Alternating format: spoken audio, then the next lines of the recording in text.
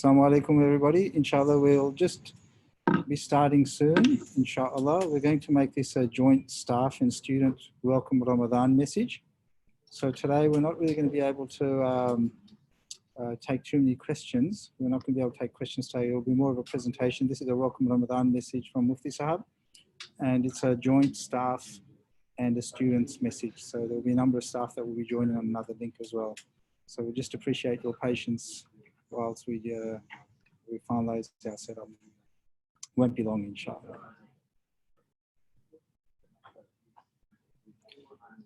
As you might be able to see, we're in the Teams building. So we have a number of staff who are on site today.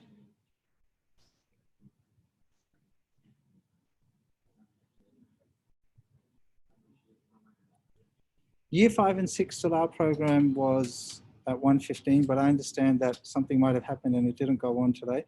You've got your classes starting at 2 o'clock, so you should go to your classes.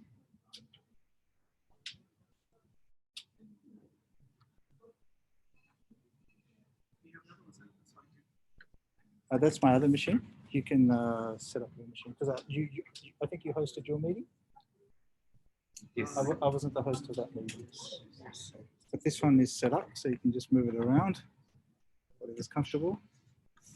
So yours is on and ready to go? Yeah, it's actually on video, and so you're on. Do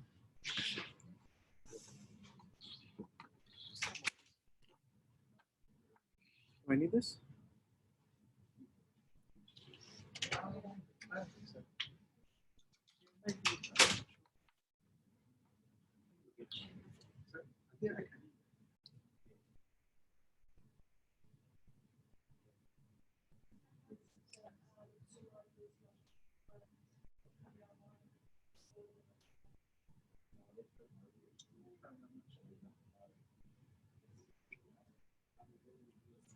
I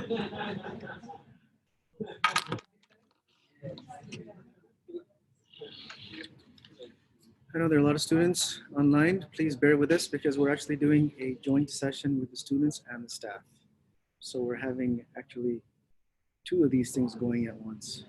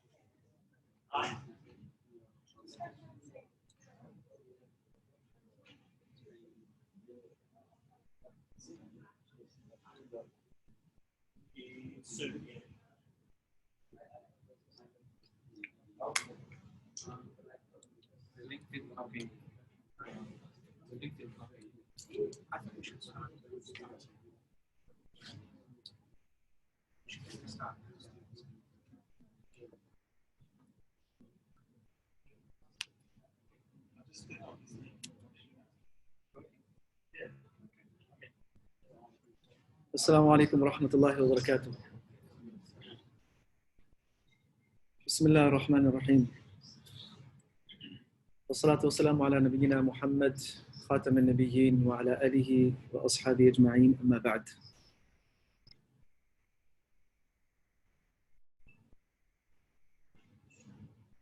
Ramadan is here, and it comes with its blessings, its mercy. It comes with its mandate. It comes with its opportunities. The month of Ramadan is not just a period of time in which Muslims stay hungry for the day. The month of Ramadan is when Muslims reassess their entire purpose of existence, their lifestyle, their objectives and goals, and they get a chance to look at what they're doing about it. It's one thing to have lofty ideals, high ambitions, Uh, it's one thing to have all of those things, and that's important. But it's another thing altogether to be able to execute it in our lives. I'll give you an example.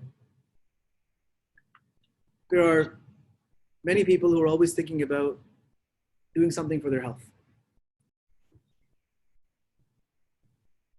People think about going on a diet. People think about going on an exercise plan. But it's only a few of those people who actually succeed in that. These are the people who, A, have the courage and the strength to start, the inner strength, and B, they set up their lifestyle in such a way that it supports that goal. Part of that lifestyle includes routine. It includes being more careful in selecting certain things, like what they're eating, being careful in what their pastimes are, because they now know that they need to take out time for this other thing that they really want to do. It means a bit of discipline. So routines, lifestyle, and the discipline to be able to maintain it, all of this it's part of that package of achieving anything in life. Similarly, some people want to learn something new. Somebody wants to learn a language. They want to learn a new skill. It's great to have that in the back of our minds. But only those people who have the courage to start and have the zeal to continue and do what it takes to consistently take out time for that and set up a lifestyle that allows it, not a lifestyle that keeps conflicting with it, those are the only ones that will succeed. As Muslims, we're taught high ideals. Talk about things like generosity and self-sacrifice, humility, truthfulness, orderliness, respect, kindness, gentleness, living so that other people can benefit, working for our afterlife, our akhirah, trying to please Allah subhanahu wa ta'ala, trying to follow in the footsteps of his Prophet Muhammad sallallahu alaihi wasallam. As Muslims, we have all of these things going on in the backs of our minds, but we don't always have the strength to start the journey or to move forward from where we are now. All of us in this moment are at a particular point in our deen, our spirituality, which revolves around our connection with Allah subhanahu wa ta'ala, our awareness and obedience, our desire to please Him. Everyone is at a particular station in this journey. Only those people will move forward to the next station who have the courage to begin, who have the strength to begin, and they also have a roadmap as to where we're going with all of this. Ramadan is here to give us that boost of strength. It's here to give us that clarity of mind, and it facilitates all of this. It's a springboard for all good changes in our lives. I've spoken many times about the relationship between the spirit or the soul and the body. And this connection is very important to understand, but it's also very important to manage. So our bodies, which have come from the substance of this earth, this body has its needs fulfilled from the substances of this earth. Our soul has not come from the substance of this earth. It has not come from any earthly material or matter. It is something created by Allah subhanahu wa ta'ala, and it is breathed into this body, in which it infuses into every single cell and every single particle. It is our life essence. And that life essence is one of the greatest gifts that Allah subhanahu wa ta'ala has for this world. This life essence, this soul of ours, also has needs, just like the body has needs. Here's what happens though, when we become fixated on fulfilling the needs of the body. The basic needs of the body are food and drink, rest, shelter, transport. These are the fundamental needs of the body. The body needs to have these things on a regular basis, on an ongoing basis. However, we are not just about our physical being.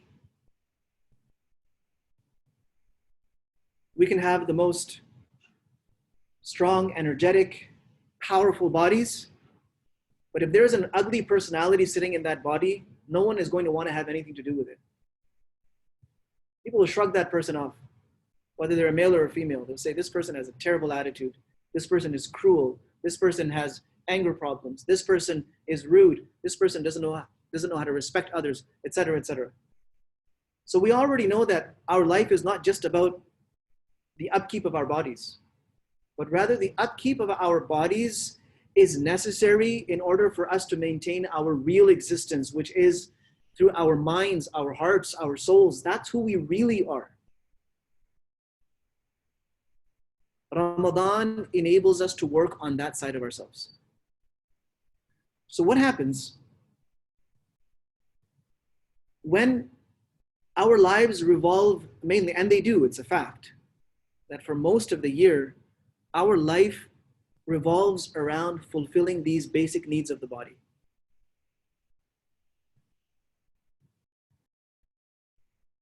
That's where our time is going. That's where our energies are spent. That's what governs our interests and our pastimes. It's all about this body. Whether it's giving it what it needs to survive or giving it what it needs to be happy and to enjoy itself. So where does the soul come into all of this? When and where is there time and energy and effort devoted to the soul? It's very difficult to be fixated on the body, but then have this idea that somehow I'm going to develop spiritually as well. So what Ramadan does is it puts all of these physical needs in perspective. It doesn't deny us of our physical needs. It puts them into perspective. And it says, you know what, oh human being, you are now going to make a new routine for yourself in which these things will still continue. You will still continue to eat and drink and sleep. But that is no longer going to be what occupies your mind. That is no longer going to be your primary activity.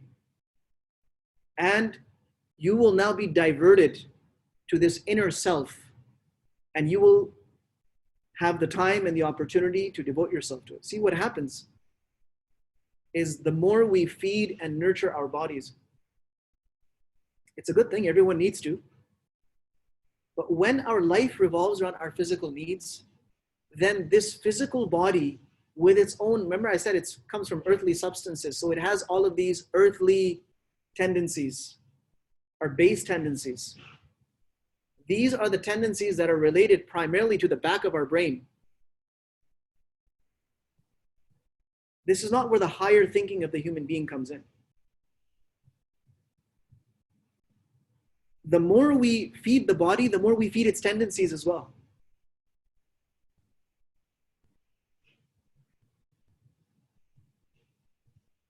And the more we feed the tendencies of the body, then our carnal natures start becoming stronger and stronger and stronger, so that our wants govern just about everything that we do or we don't do. Our wants become the highlight of our lives. This is what I want. This is what I feel like I need to have. This is what I want to enjoy right now. It governs us. When we sideline those needs and put them, like I said, into perspective. That these needs are no longer going to govern my day, but rather these are things that I will do at fixed times to the extent that is needed.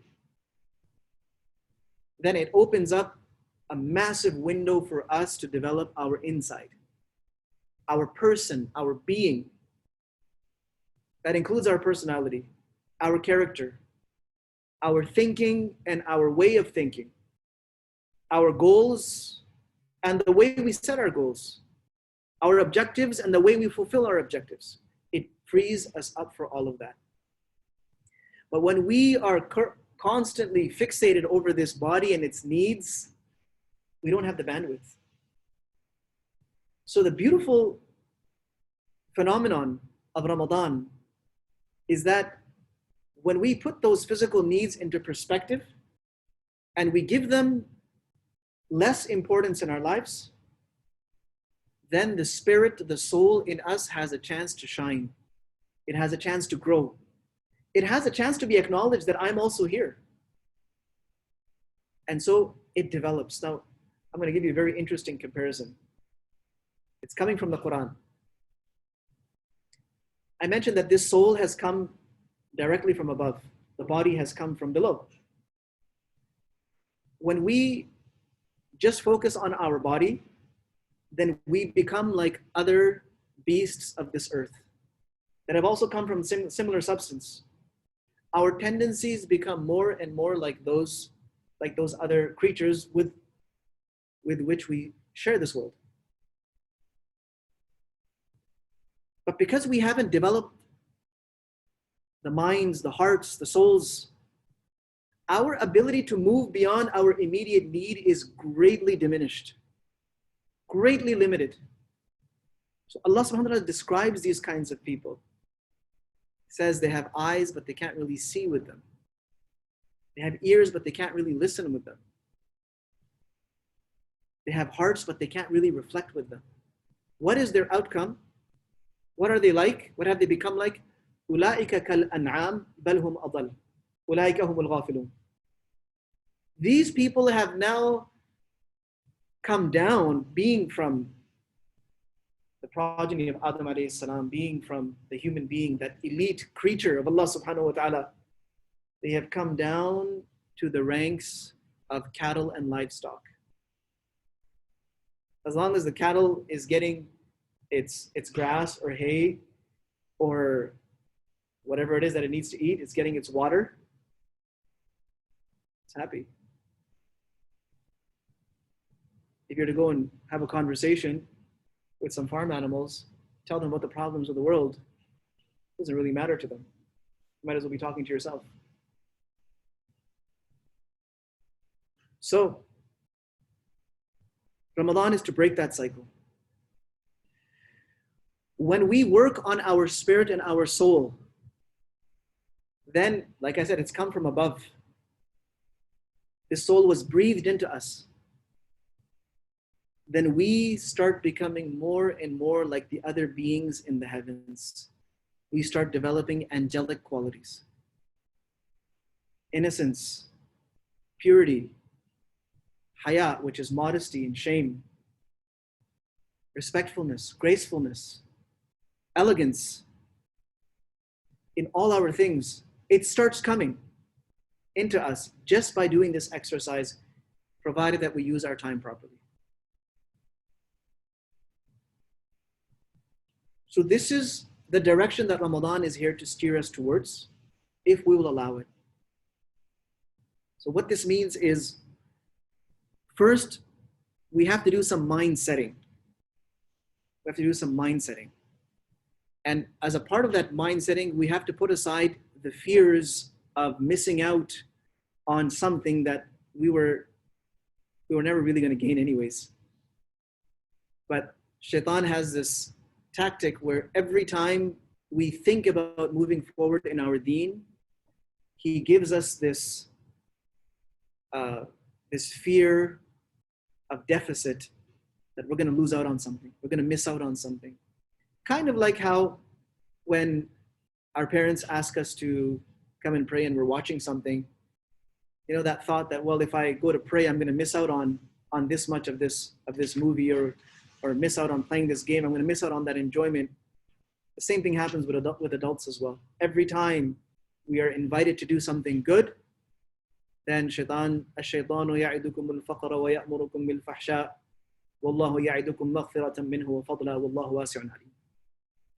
Shaitan will keep frightening you of deficit, al-faqr. He says, if you do this, you're going to miss out. You're going to be deprived. In fact, some people that are engaged in religious activities, Shaitan comes to them and says, you know, you're being deprived of all the fun. You're being deprived. You're missing out.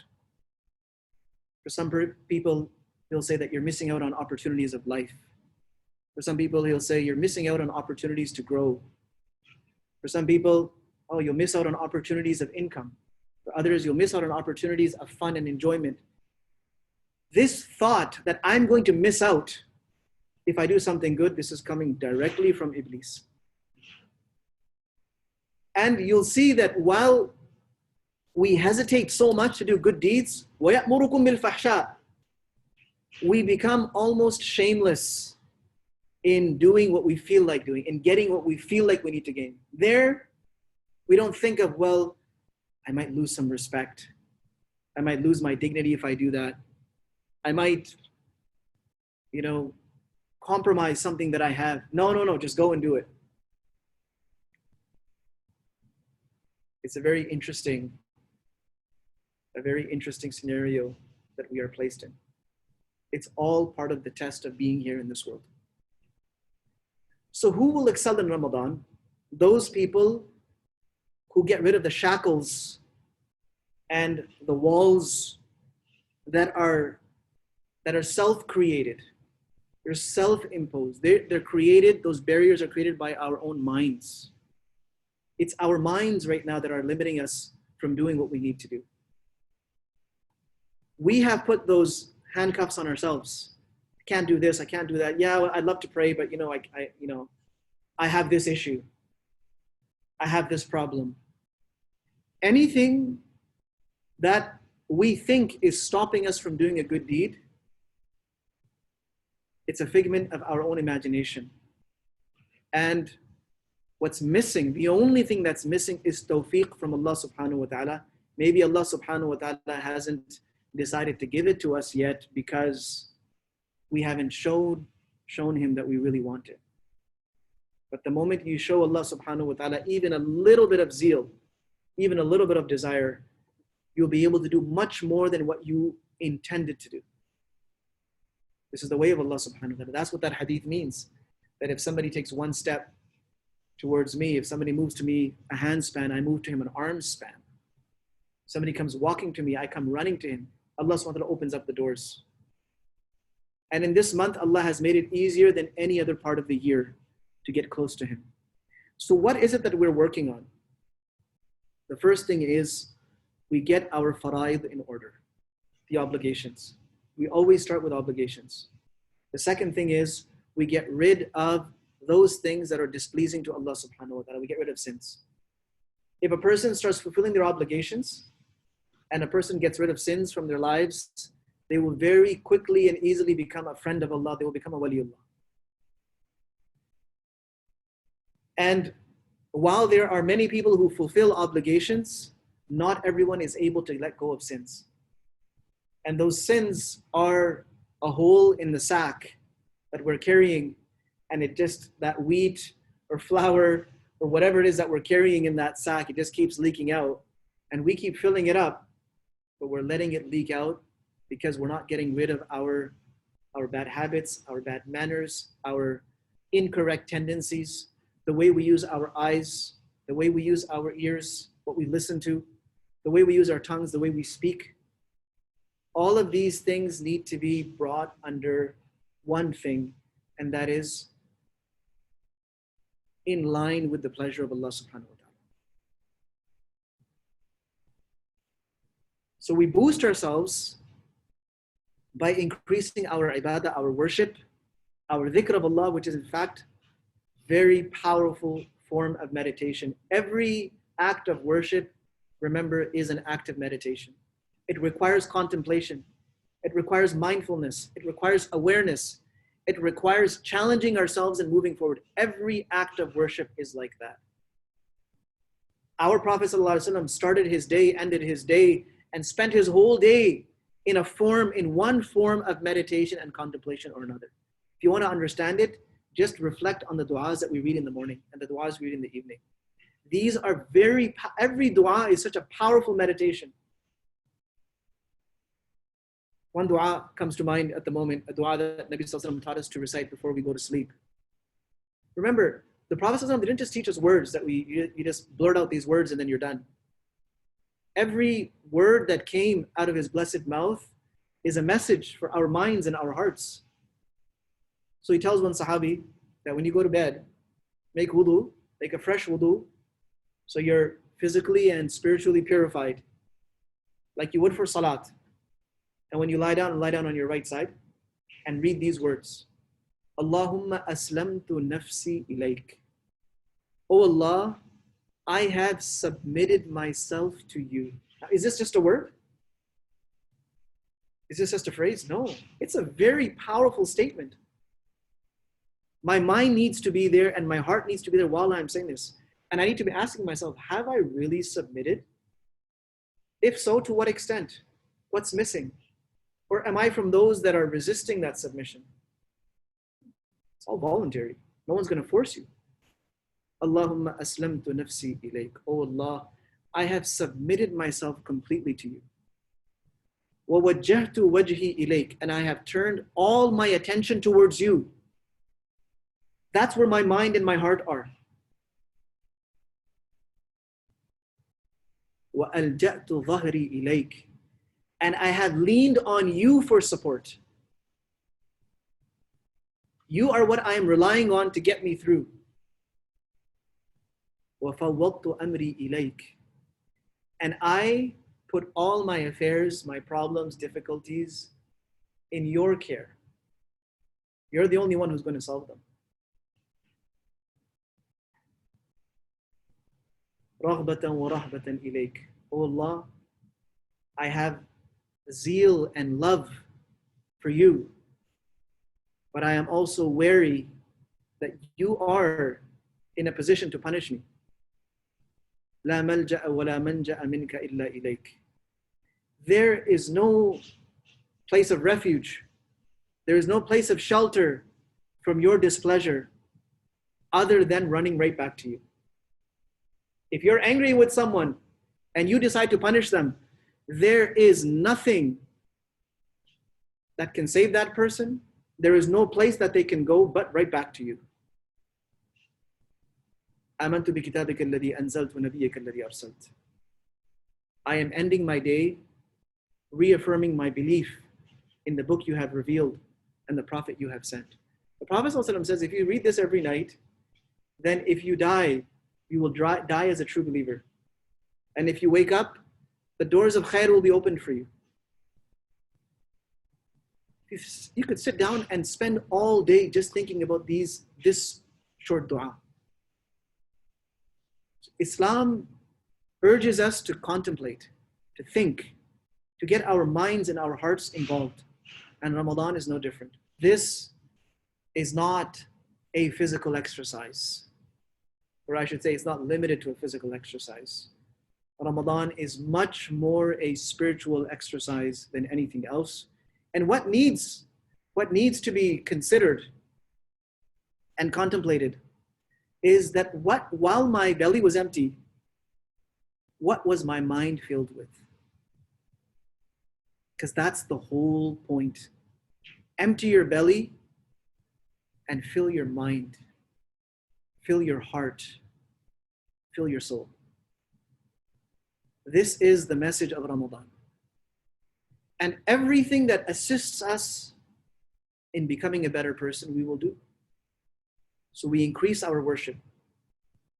The Prophet ﷺ used to tire himself, exhaust himself in his worship. We increase our charities. We increase our care for others. We increase every door of khair, every door of good deeds, whatever is possible for us. There are so many people, friends have been sending me messages from around the world telling me about the conditions of people who are suffering due to this coronavirus. Hundreds of millions of people around the world have lost their jobs, they've lost their livelihood. These people were not living paycheck to paycheck, they were living day to day. Whatever money they earned that day is what they fed their families with. And now millions of them have become destitute, literally overnight.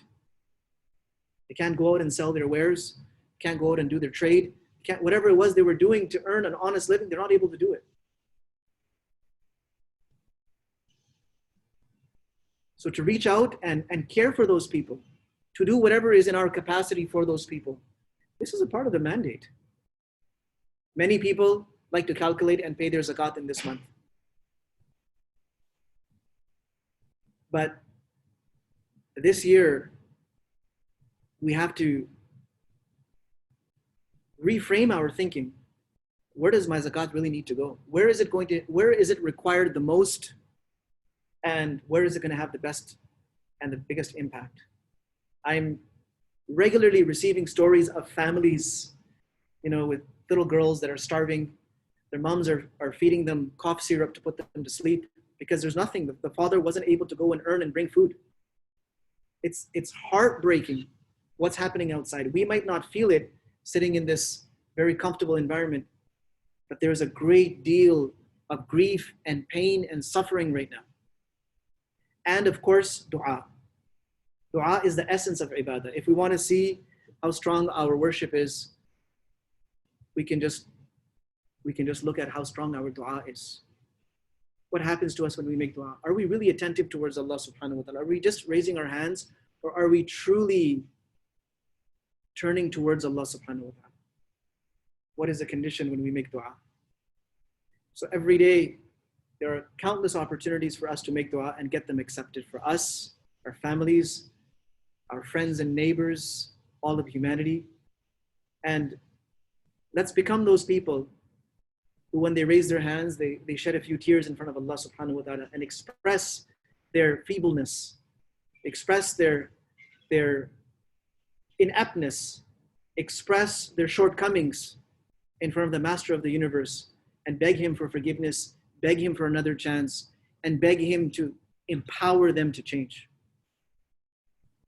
These are a few basic, very, very basic themes of the month of Ramadan. I would very strongly recommend that anyone who is seeking to have a roadmap for themselves, don't try to recreate the wheel. There are hundreds of thousands of people in this ummah that have passed and have set a perfect example for us as to what Ramadan should look like. Read about their Ramadan. Read about how they spent their Ramadan. It makes things so much easier. What was their tilawat of Quran like? What was Imam Shafi rahmatullah like with the Quran, as an example? What was Sufyan Thawri like in his month of Ramadan? What was Abdullah ibn Abbas radiallahu anhu like in his month of Ramadan? Read about their Ramadan, and you will not just get inspired, but you will understand what I need to do. And this whole thing of taking it easy, I'm going to pace myself, I'm going to do this. You know what? That pace also needs a reset. What does it mean? What does it mean to pace yourself? Everything gets reset in Ramadan if we allow it to. But I would strongly, strongly encourage everyone to read about how the Salaf Salihin spent their month of Ramadan. You will have a very clear idea of what to do. What people are doing today is they're picking up a few hadiths. They don't know what that looks like in action. These people put it in action. So their act became an explanation of what that hadith is supposed to mean to someone in real life.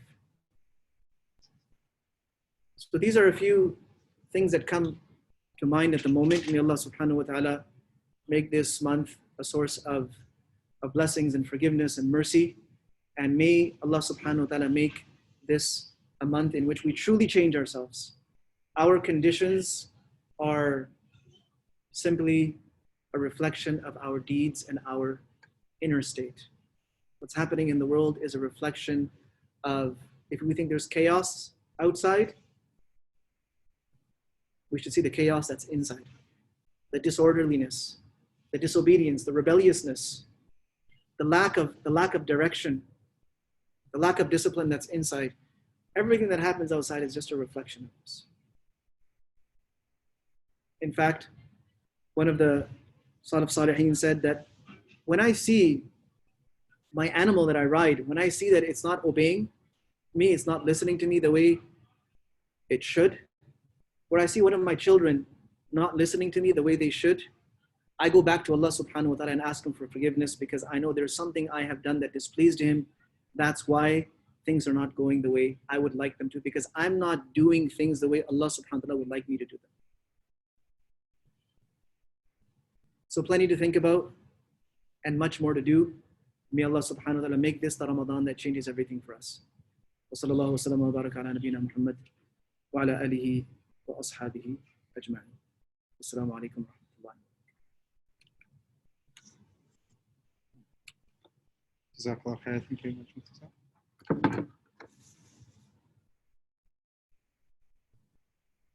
Jazakallah khair. Thank you very much for your attendance. This was on Fridays. This will be more the equivalent of like a Jummah talk. So we'll go on for a bit more than just the usual 15 minutes. Jazakallah khair. I'll end this meeting now. May Allah subhanahu wa ta'ala give us a wonderful Ramadan, and like we heard, let's make our intentions in relation to targets that we want to achieve. Assalamu alaikum wa rahmatullah.